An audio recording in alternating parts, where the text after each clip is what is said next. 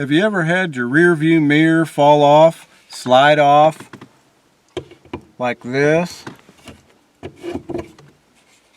You know why that is? This is just a flat piece of metal, and it's got a screw that holds the thing on. This little screw holds it on, and it comes out the back and hits a flat surface on the metal on the windshield. So it slides off when you hit a bump. I'm just going to drill a hole where the screw goes into the metal. It doesn't have to be all the way through. Just a little indentation. Now we just slide our mirror on the way it goes. If I can get it on. Let's see, there we go.